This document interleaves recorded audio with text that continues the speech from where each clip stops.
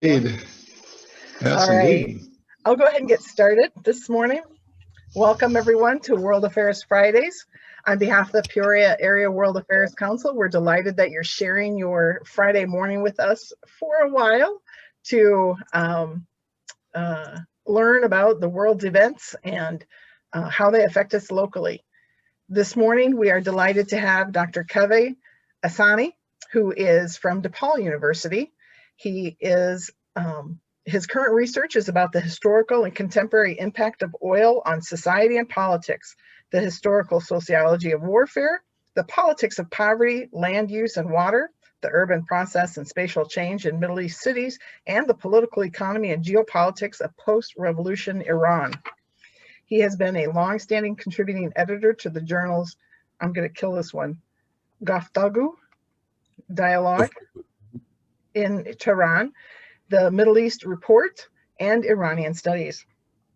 He has extensive experience as an international development planner on post-war reconstruction, rural development, and water resource management, environmental planning, industrial renewal, and urban development. I think we could have him come back a few times to make various presentations on his areas of expertise. He has a PhD in social history from Leiden University. He has a master's in regional planning from the University of Massachusetts at Amherst and a bachelor's in economics from the University of Massachusetts at Amherst. So welcome, Dr. Ehsani, take us away. Hi, thank you very much, Dr. Weck, and thank you all for being here on this beautiful Friday, where probably we all would like to be outside. Glad to be here to discuss this topic about the impact of oil. How to kind of, at least from my perspective and my experience, share some ideas and thoughts and experiences with you all.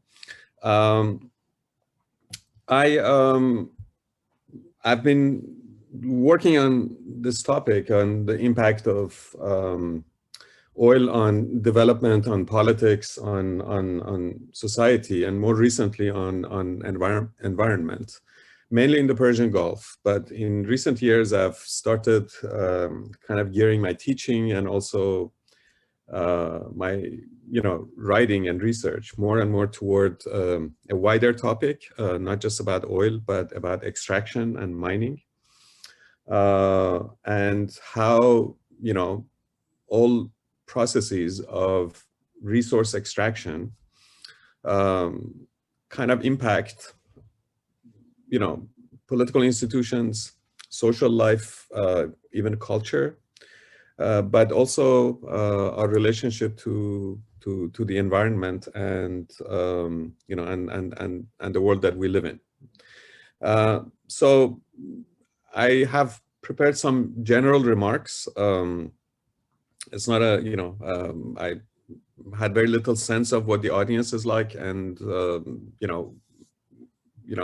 my sense is that, okay, let's have a informal general conversation about these topics, and just share some ideas, and I'd love to hear back from you, because I understand that everybody has a lot of very interesting experiences themselves, so maybe this can turn into a good conversation.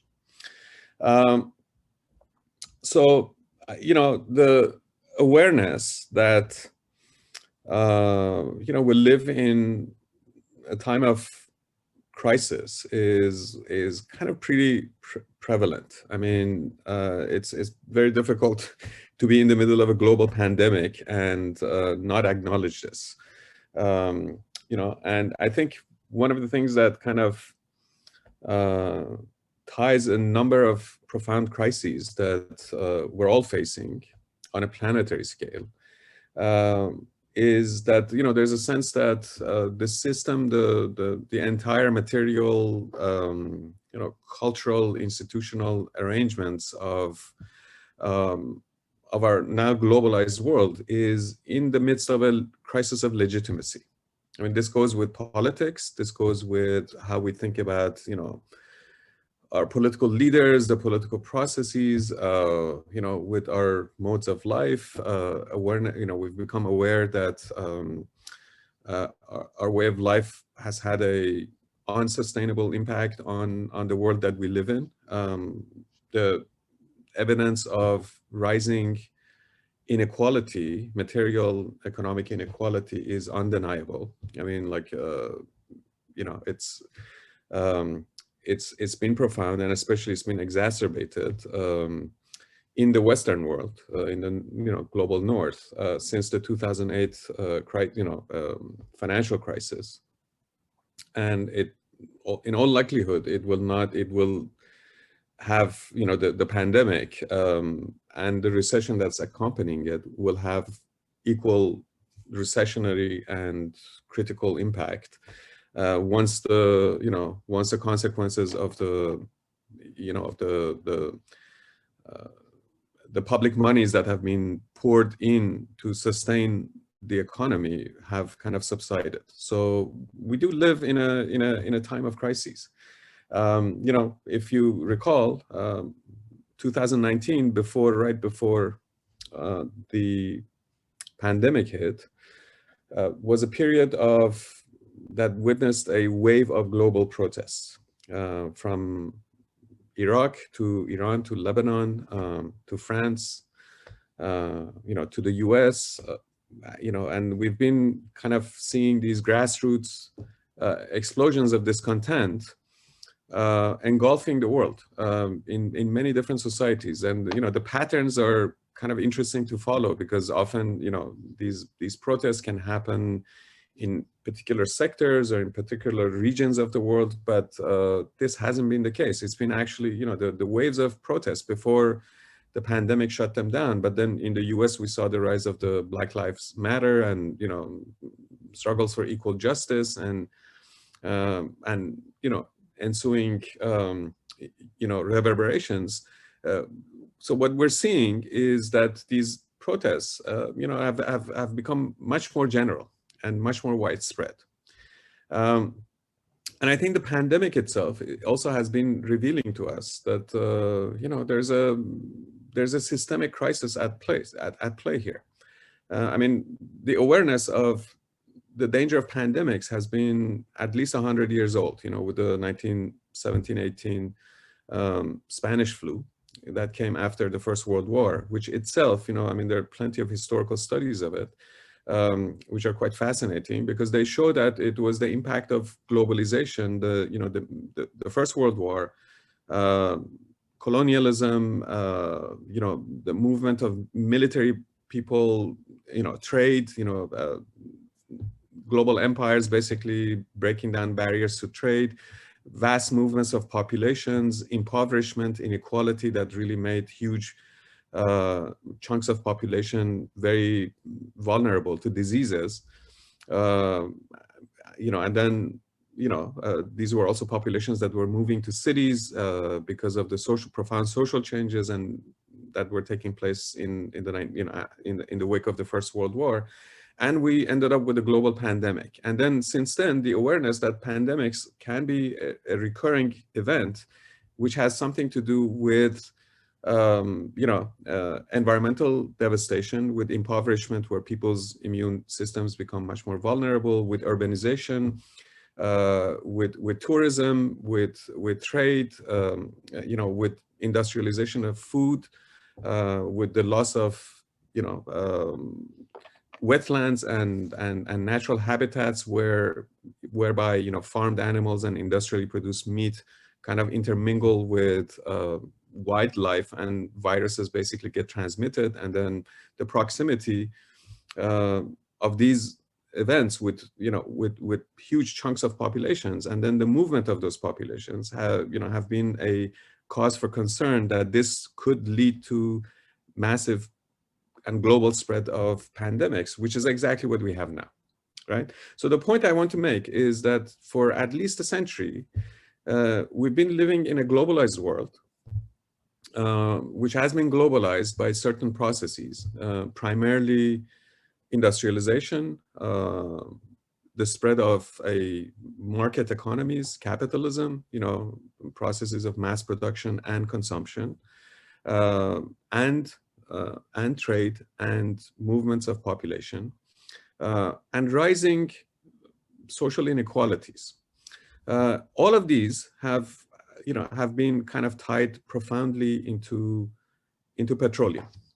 And so I want to make that link. I want to kind of look at or kind of explore and share some ideas about how our relationship to each other, but also to nature, and kind of looking at nature as a source of material extraction, not as a habitat that is integral to our social life and to our even biological life, has had huge consequences that are kind of at the root of these crises, which also are kind of turning into crises of legitimization about our, the sustainability of our current political, economic, and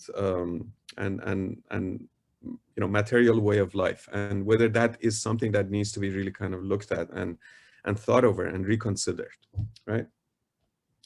So, I want to start with this idea that,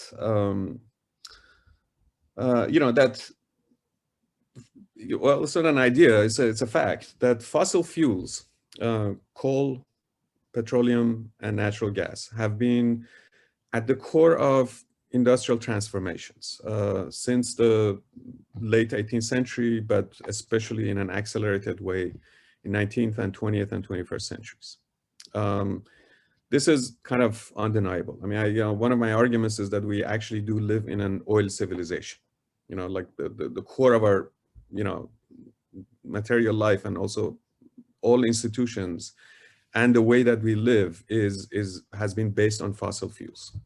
What are fossil fuels? We tend to kind of think of, fossil fuels of different kinds as gifts of nature, because they're they're geological deposits that have been compressed mainly underground, as a result of eons of geological transformation. These are, all, especially petroleum, is residues, as you all know, of biological mass that has been compressed under layers of earth, and has turned into this intensely energy intensive, incredibly energy intensive source of energy, right? The same goes for natural gas, which is in some ways a byproduct of petroleum, but also for coal, right? And there's been arguments that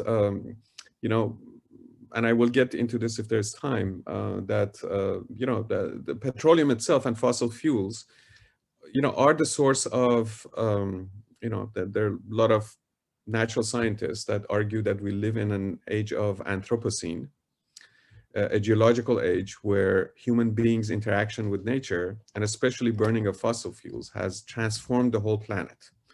And we need to kind of become really aware of this and acknowledge it, and kind of think, okay, how are we changing the whole geology and ecology of the planet, and how we can remedy this, right? So one of the arguments I'll make is that I really have a problem with this argument, because I think, I don't think it's fossil fuels by themselves. I mean, fossil fuels, coal, oil, petroleum, gas, have been in one shape or another in use for millennia. But it's, so it's not like that oil has been transformative of modern world. We can't assign agency or give responsibility to an inert matter that we're excavating and using, right? We have to kind of identify, well, how is this, what kind of social and political economic system we live in that actually uses this part of nature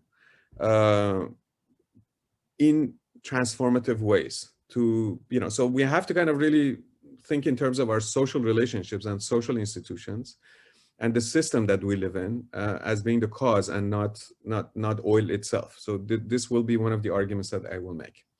But for those, but to kind of like go back to that, to the point that I just made, that we do live in an oil civilization. I think there's a huge tendency now to make the argument that, well, fossil fuels are the cause of all these crises that we're living in, and we need to find an alternative to fossil fuels immediately and very urgently.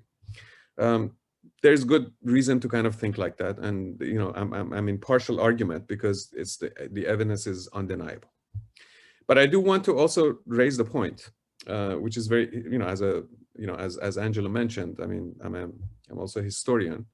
And I think looking at it historically, it's important to acknowledge that actually, if we do live in a liberal democracy, it is based on fossil fuels.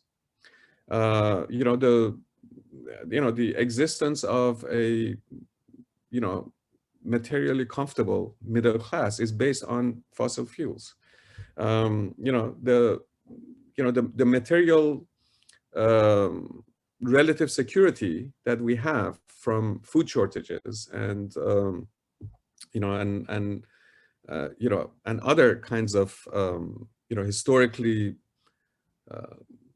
important shortages and shortcomings is because we have fossil fuels as a source of energy. And what do fossil fuels do as a source of energy? First and foremost is that they replace what historically in many class societies has been forced labor.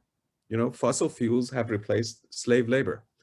They have replaced forced labor. They have replaced coarse manual labor often, and kind of allowed the kind of machinery and technology that replaces that manual labor and allows this kind of comfort and security that we kind of, at least the middle classes in the world nowadays, enjoy. Now, one of the important points is, and questions that we need to raise is that, well, who benefits from this? Are these benefits for all human beings? What kind of, consequence does this kind of energy system have on the ecology and the planet that we live in? Can there be a balance struck between these? Or should we just continue looking at nature as just an inert resource that is giving us this gift that needs to be extracted, rather than kind of thinking very differently, shifting our way of approaching to the material world that we live in, to the planet, as something that we have to cohabit with, right? So that's the paradox of petroleum and fossil fuels, that they have created the age of plenty. They have created the possibilities of our political system to the extent that it's democratic, that it's that it allows political opening to everyone, because you don't need a population of slaves, you don't need a population of coerced laborers, even though we do have all of those nowadays, but nominally we shouldn't. But at the same time, the same petroleum and the same fossil fuels have been the cause of a number of crises, and that need to be acknowledged. And I would like to take a few minutes to discuss those. Right. So let me begin by saying and emphasizing that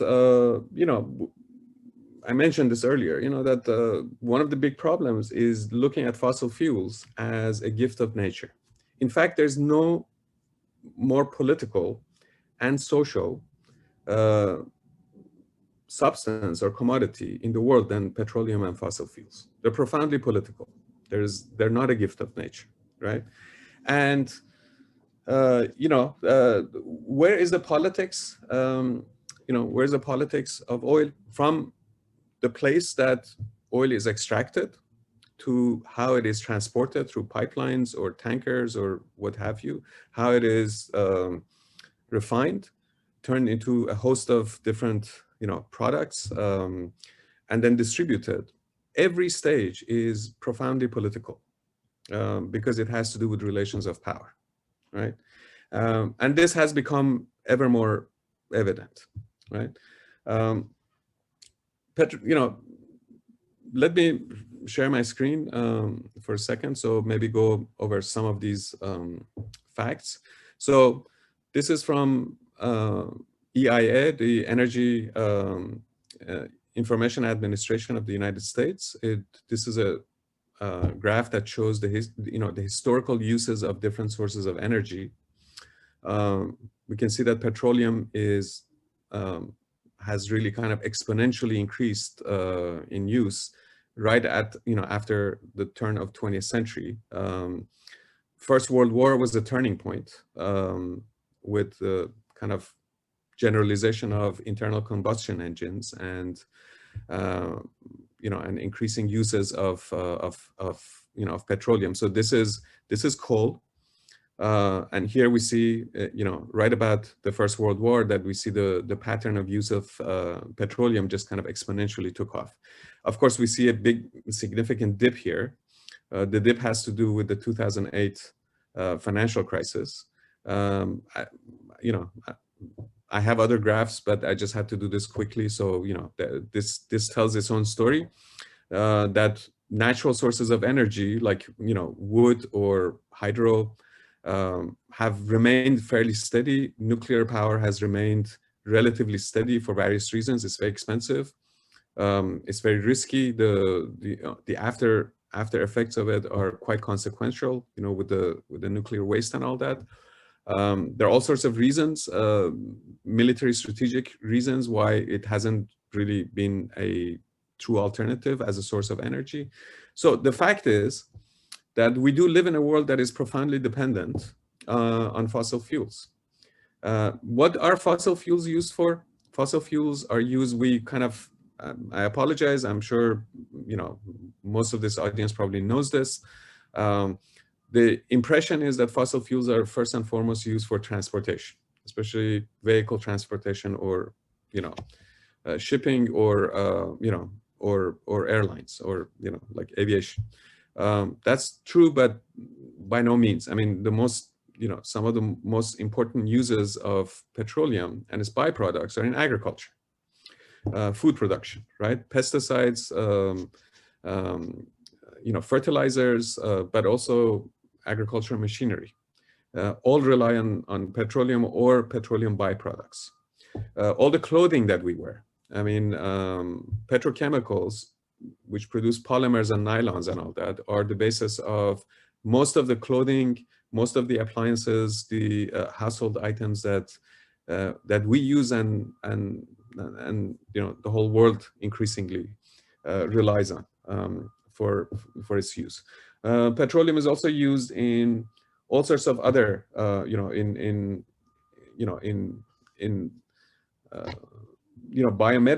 medicine, in pharmaceuticals, in household goods, in I mentioned agriculture, and of course energy, right? I mean, electricity is mainly produced in the US, mainly produced by coal and increasingly by oil now. There's a lot of talk and conversation about replacing that with renewable energies. Those have their own problems that I want to kind of raise at some point, because renewable energies will have to be stored in the only, if it's solar and wind that we're talking about, or geothermal, they have to be stored in batteries. Those batteries themselves rely on mined products such as lithium, cobalt, etc., rare earths, all sorts of mined material that have their own equally destructive ecological consequences where they are being mined. And if and the question is, can they be a sustainable source of storage of energy, and what to do with the with the significant shortcomings of solar and wind as alternative energy. So there's no simple solution to kind of replacing fossil fuels, at this stage.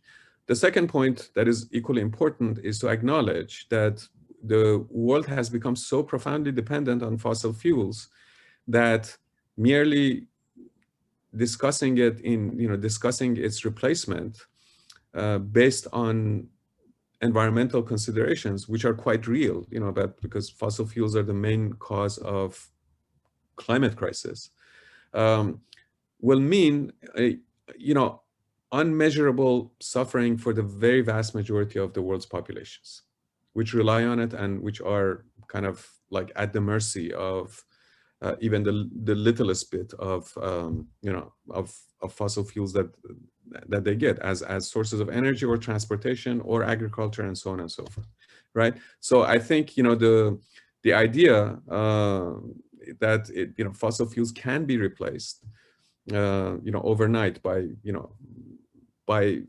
green capitalism, if you want to call it, and just a technological fix and a market fix is an illusion, and it's a very dangerous illusion.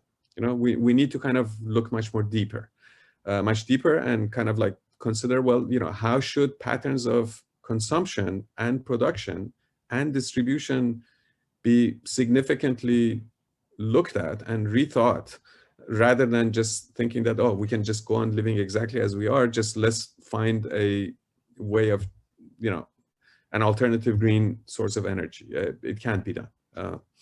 So this is another, can everybody see this map? Did I stop screen sharing? Yeah, you did stop screen sharing. Go ahead again. There you go. Yeah, so this is a graph from Global Carbon Atlas, which shows fossil fuel emissions. This is by nation state. And what we can see, which is a point I made a little bit earlier, that the level of consumption of fossil fuels, and this is not per capita, which is interesting in itself, because per capita the US is like much higher, but in this than anybody else. But in this graph we can see that the US, China, Russia, India, many OPEC countries, Saudi Arabia, Iran, Germany, Australia, South Africa, Brazil are by far the worst emitters of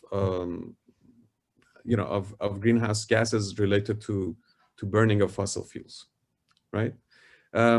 Making the argument that replacing fossil fuels has to be done across the board will, unequally make everybody else who's not participating in this kind of polluting activities suffer tremendously. So, I mean, there are market solutions being kind of discussed about, carbon trading and all that.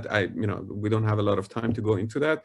But the point I want to make is that rich countries, or fast becoming rich countries such as China and, industrializing countries like, India and Russia and Europe are the worst emitters. And therefore they have to be taken to be the most responsible for climate crisis, right? So this is not the argument that, we live in an age of Anthropocene, that all human beings are responsible for,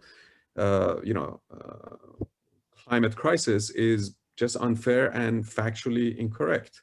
It's countries that consume most and produce most and pollute most that are responsible and should take the foremost responsibility in every sense, financial, technological, but also, the responsibility of addressing their patterns of economic and social life, right? So that's something that needs to be kind of taken into consideration. The other slide that I have that I wanted to share is that the pattern of material consumption, which includes fossil fuels, but mining in general, has been increasing exponentially since the end of Cold War, since 1990. Right? So this is a year old. This is I'm using this because, it's from the Guardian newspaper, which doesn't show us patterns, historical patterns of growth, but they have been exponential. The rate of mining and extracting resources, minerals and fossil fuels, since the end of Cold War and beginning of globalization and the age of, plenty and, which, Francis Fukuyama famously said, declared to be the end of history, that we're all live in a capitalist world. We all live in a liberal democracies now with the fall of Soviet Union, and China has joined in, and hallelujah.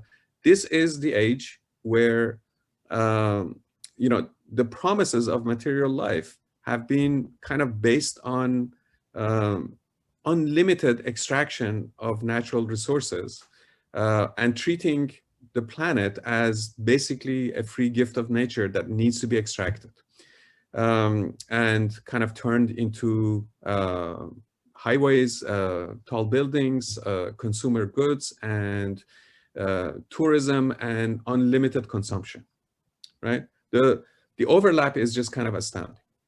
And, you know, one statistic that I can give you is that since 2000, you know, since 2000s in 21st century, China has made and poured more concrete than the United States has done over the past, you know, 200-300 years of its existence.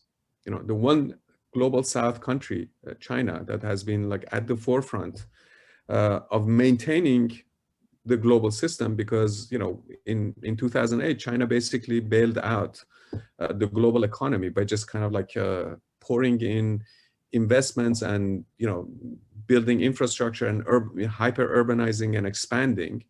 And to do this, they have poured more concrete and more building and construction, all of which relies on fossil fuels and its transportation and its, you know, its processing and, you know, the steel industry and all that, right? So this is a shocking pattern that needs to be kind of looked at and measured and taken into, you know, into consideration as to, well, what are the consequences of it, right? So let me give a kind of a very quick, you know, just, you know, I'll take 5 minutes to just say a few words about petroleum in particular. I think since the First World War, and this has a lot to do with my own research and, you know, and publications. One of the things that I've become very interested in and aware of is that, you know, what I refer to as the language of oil, and how oil has been perceived as, you know, as a substance.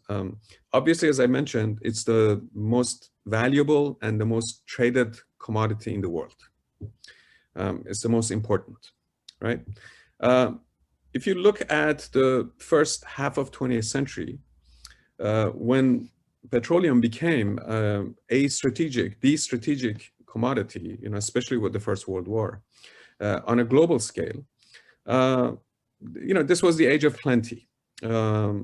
New fields, new sources were being discovered in the Middle East, in the Persian Gulf, in South America.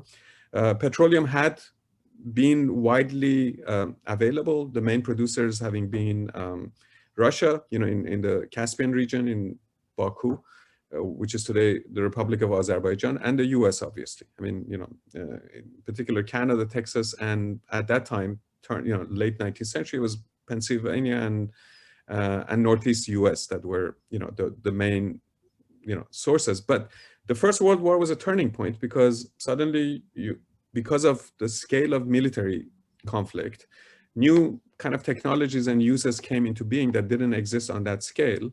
You know, in particular, aviation and internal combustion engines. And after that, and especially with the New Deal, and, you know, the aftermaths of the Second World War, a huge global infrastructure, and beginning in the US, was laid off for a whole mode of material life that relied increasingly on fossil fuels. Highways, suburbanization, appliances, you know, electricity, cheap electricity, the Green Revolution, which transformed agriculture, and so on and so forth, right? So the first half of 20th century was the age of plenty for oil, right? And, you know, oil was seen, but even then, you know, I mentioned that oil is has always been a profoundly political and politicized resource, right? The struggles over oil, you know, in that period had to do with labor struggles, with people who kind of fought, you know, who had to produce the oil, but were kind of, in some ways, its victims. you know, especially in global South, countries of global South, in South America, in, you know, in the Middle East, and, you know, a lot of my own work has been about this.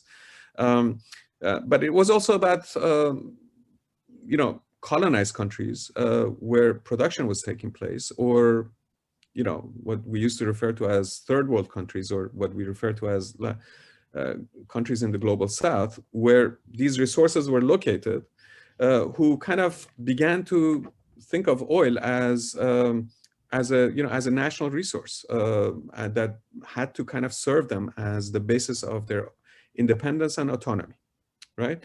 This was the age of the rise of resource nationalism, nationalisms that wanted to kind of push back against colonialism, against European and American kind of domination, you know, claim national autonomy, our country for ourselves, and use natural resources, in particular petroleum, if they were available, as a source of, you know, funding their own independent, you know, independent economies and modernization, right? So this is an era that, like, obviously most clearly associated with the 1953, you know, oil nationalization movement in Iran. The U.S. carried out coup d'etat in 1953 to overthrow the, you know, parliamentary government of Mossadegh, making Iran a protectorate. U.S. kind of moves into the Persian Gulf at that time and really replaces Britain as the former colonial power. U.S. is not a colonial power, but it becomes geopolitically and militarily, in particular, the source of all these alliances with increasingly conservative monarchies, you know, in the region, in the era of the Cold War, right? So at the same time, where oil is seen as, by the countries of the global South, as a potential blessing, source of blessing, as a golden key that would help them to modernize, if only they could push back, you know, oil companies and colonial powers. At the same time, it becomes the substance of major global rivalries. Obviously, between the U.S. and Soviet Union, you know, during the Cold War, but also in particular between and among allies, European and American allies.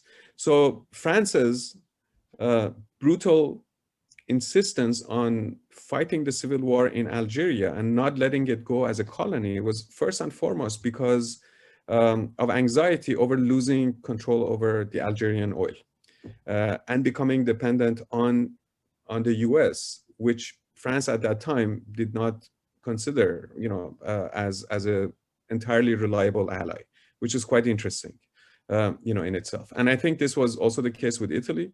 I mean, France had some military power, which post-war Italy didn't.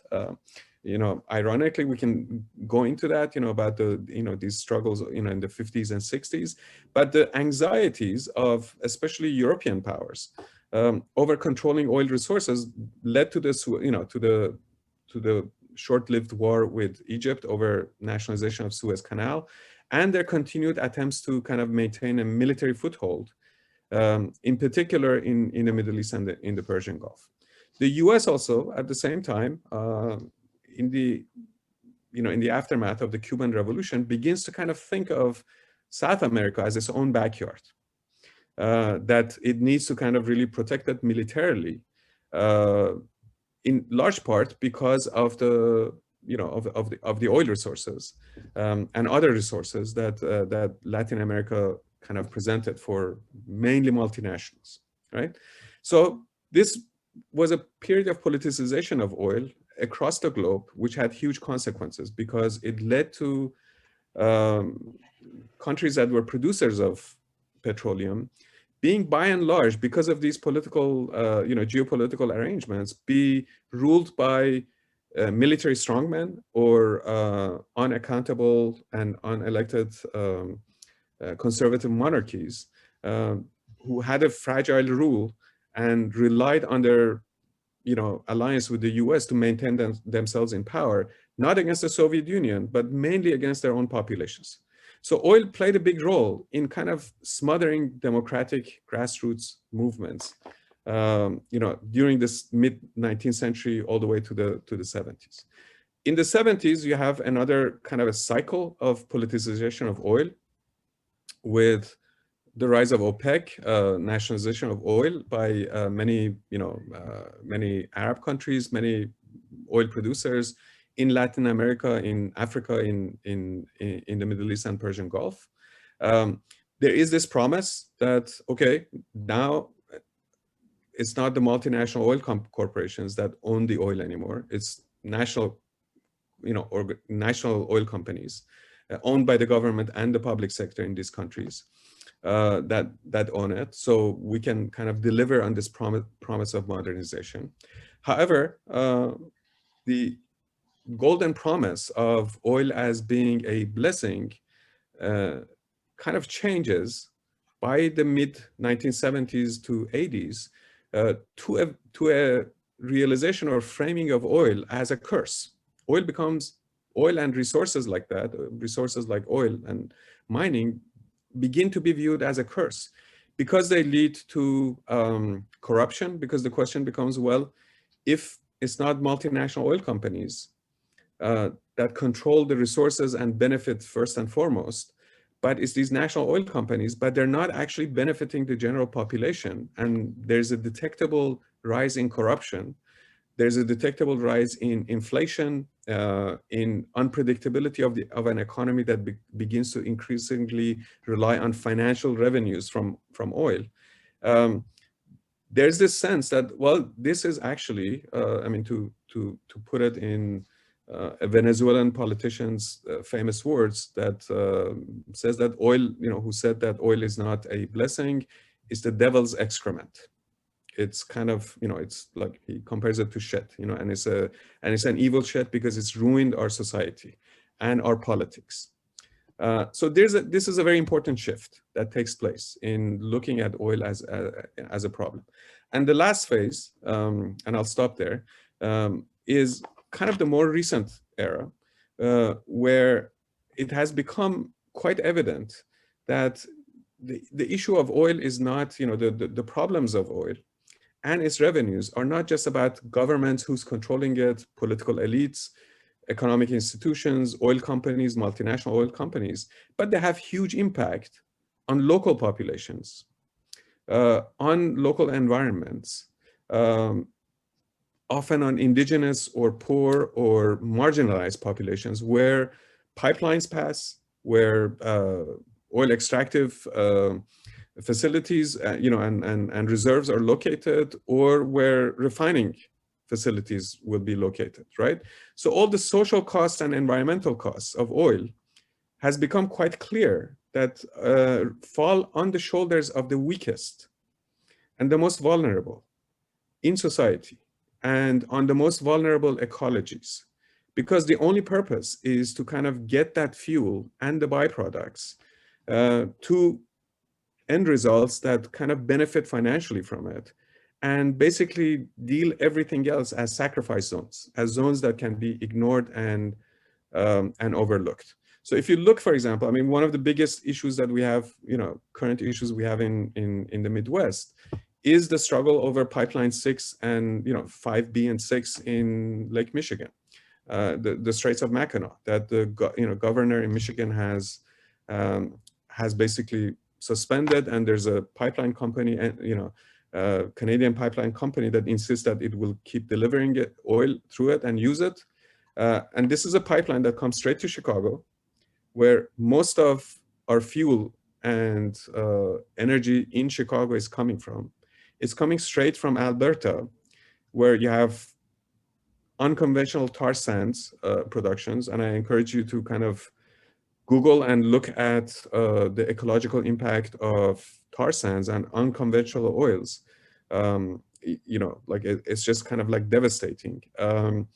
And the fact that, like all aspects of oil, pipelines, refineries, sources of extraction have become more and more controversial and more contentious and become the centers of political debate and resistance. So as a whole, the oil complex has to be kind of rethought. It's not a sustainable model. But the solution is not a technological fix, in my opinion. We need to kind of go beyond that.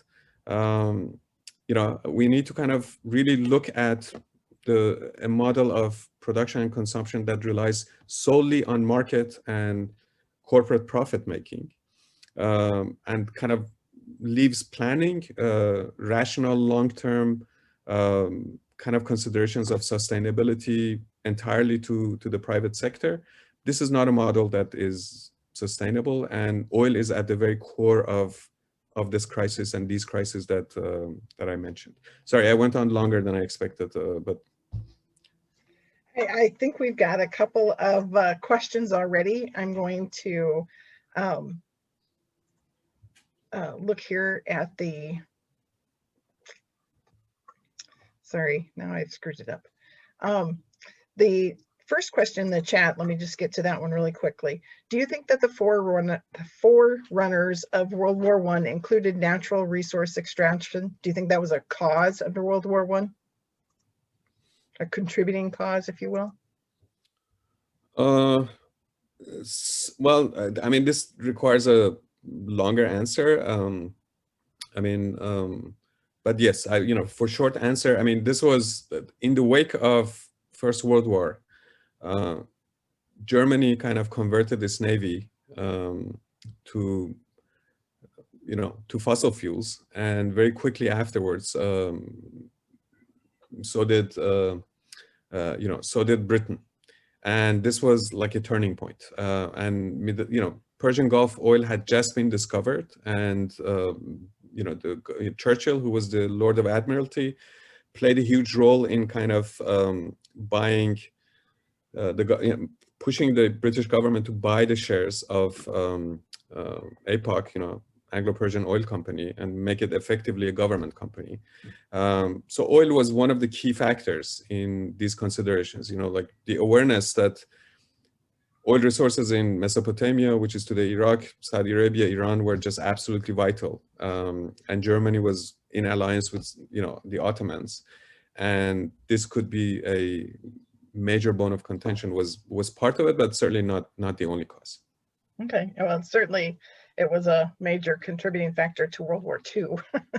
But Don asks, as we look to the future, shouldn't the focus be on renewable energy sources, sustainable practices for businesses and individuals, as well as recycling of resources? These approaches can facilitate the continued global improvement in the standard of living while improving the environment and judiciously utilizing scarce natural resources. What do you think about that? Of course. But look, I mean, there's yeah, of course. I mean, I'm not saying that there's, we should stop looking at technology, but, or like recycling and all that. But the fact is, I mean, that graph that I showed you, I can show it again from The Guardian, from the Circle Institute, which is a very interesting study, shows that basically 2-3% of all the resources that we extract are recycled, right? Recycling itself is a highly resource-intensive industry, as most of you know. I mean, and many countries that actually were in the business of recycling because of poverty and such as Malaysia and China, have stopped accepting recycled material because it's just too much of it and they can't handle it anymore. So we're in the US, in Chicago, for example, we're having a huge crisis of recycling. It's actually not happening. It's all going into the landfill because, our dirty waste is not being sent elsewhere. Renewables is I invite everybody to kind of look into these things, right? I mean, renewables also means monocropping soy and corn and turning it into car fuels, right? So the problem with it is that unless you kind of ask, well, why do we need a system? What is the problem with a system that relies on private cars? and highways and dispersed, spaces of living and working, and just kind of continues this incredibly wasteful model of consumer life. So, so if you flip your energy switch and, okay, it's coming from batteries and solar, but you kind of like everything else, you get your strawberries flown in from Chile, in the morning, this is, this is a problem, right? This does not solve the problem. As I said, batteries are a source of, major environmental problem, the raw materials for batteries. I mean, you look at places where this stuff is being produced, lithium, cobalt, and, Congo, Chile, where it's happening, how it is affecting local people, you realize that, well, this is not a golden solution by any means. It doesn't mean that they can't, they shouldn't be used, but, well, how are they used? How are they being extracted? And, we need to be aware of these and kind of take them into consideration. So my point is not that technology should not be looked at. Of course it should be.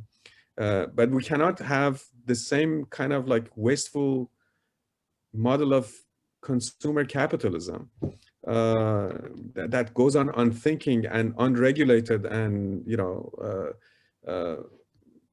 like we can't live like this anymore. I mean, maybe you and I can, but our children can't. Our grandchildren certainly won't be able to. And so of the 3 R's, reduce, recycle, and reuse, the reduce and the reuse are probably the most valuable of those 3. Just stop buying materials you got to throw away. So, I mean, another point. Yeah. I mean, another point with recycling, I think, I mean, I recycle, like I'm sure all of you, but the point is that if you kind of think about it, these are solutions that to put the responsibility on the individual, right? Rather than the system as a whole. Okay, let's all be kind of conscientious. And, I always take a tote bag. I for years, I haven't used plastics when I've refused plastics when I go to do my grocery shopping. This won't solve anything, to be honest with you. This kind of, this has to happen at the level of policy. It has to happen at the level of national governments, global governments, kind of like imposing strict limitations on the private sector, how things are produced, what sectors should go on, and, and fairness and equality and justice has to be taken into account, so that like the poorest should not be the ones who suffer. So, if there's a taxing to be done, if there is, taxation to be done, if there's curtailing of consumption to be done, it has to kind of, start with those who have benefited unevenly, and make sure that, like the vast majority of global population, not just national populations, is not left out. And, that's the only solution. That leads me to the next question that was submitted, that you have talked about the resource curse rather than the resource blessing. And it depends. I mean, there's a wide variety of resources that can be a blessing for a country. But if 2 sides to this question, if the people of the country don't benefit, if only the top leadership of the country skims off the profits, but the whole of the country essentially pays for that in terms of mining, in terms of pollution, and then they don't get to share in the benefits of the sale of those resources.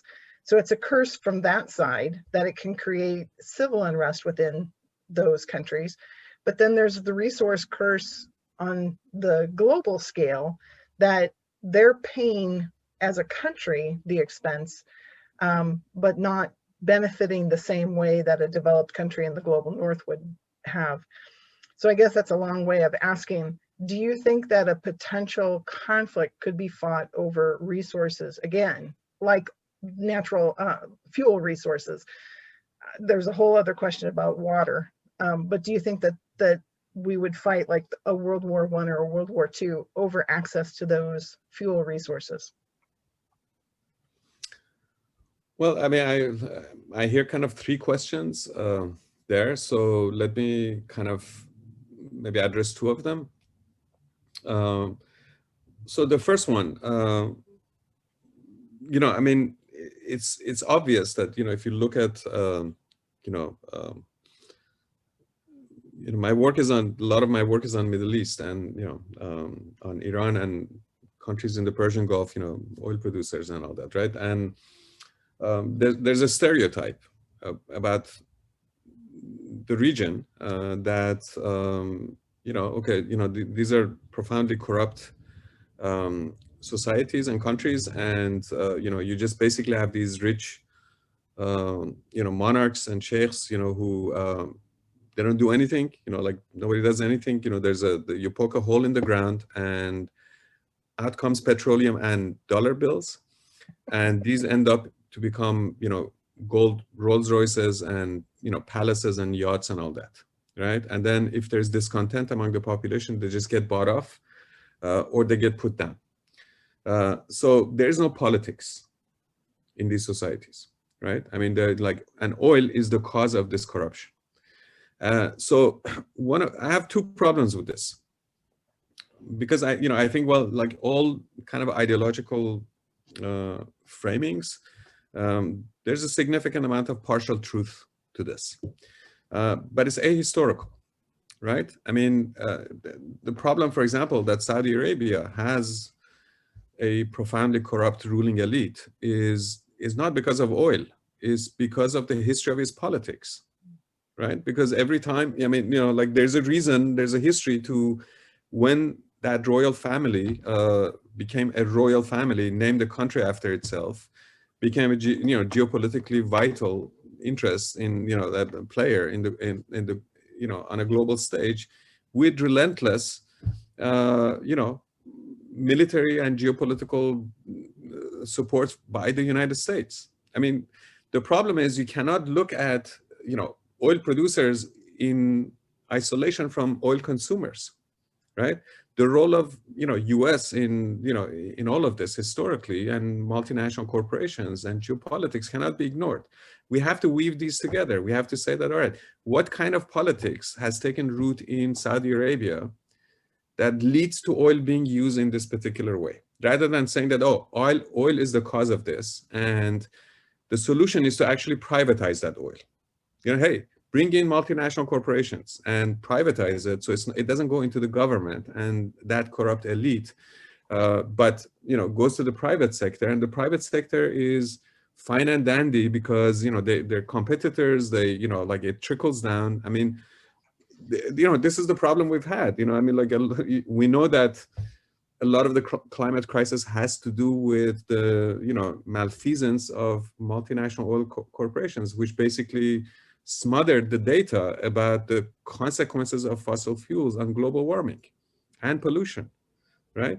So the politics of oil cannot be seen as simply the politics of the substance oil, but as a global politics of all those involved, local governments as well as their international allies, and the economic and political system that they kind of fit in.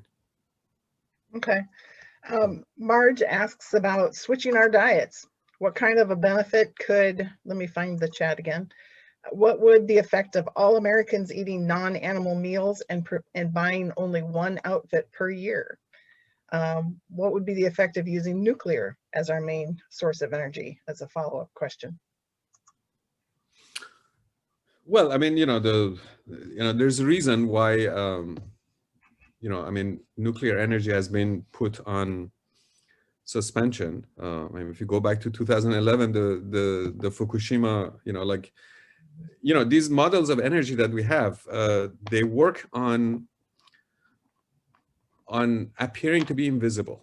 I mean, that's the nature of infrastructure, and energy models are part of our infrastructure, right? I mean, you don't notice pipelines, you don't notice, power lines and all that, right? I mean, they transform nature into natural into social, and they do it invisibly because that we take them for granted, right? And including their consequences, how they came to be, so you don't look at the social historical life of that resource. You just have it, right? You take it for granted.